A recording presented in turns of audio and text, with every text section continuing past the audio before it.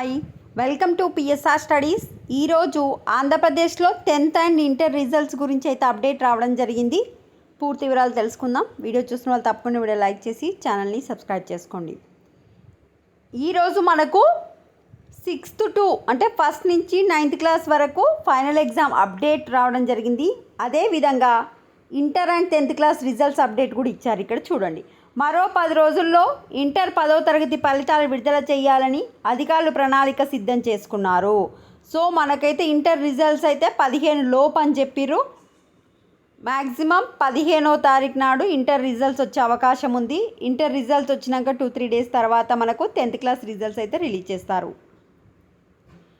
Already intermediate second year classes అనేవి April 1 నుంచే start అయ్యాయి. ఇంటర్మీడియట్ ఫస్ట్ ఇయర్ క్లాసెస్ వచ్చేసి ఈరోజు ప్రవేశాలు అడ్మిషన్స్ వచ్చేసి ఈరోజు నుంచి స్టార్ట్ అయ్యాయి. మరి 10th క్లాస్ రిజల్ట్స్ రాలేదు కదా, ఏ విధంగా జాయిన్ చేసుకుంటున్నారు అంటే మీ యొక్క 10th క్లాస్ హాల్ టికెట్ ఆధారంగా ప్రవేశాలు కల్పించి ఫలితాలు వచ్చాక అడ్మిషన్ ఖరారు చేయనున్నారు.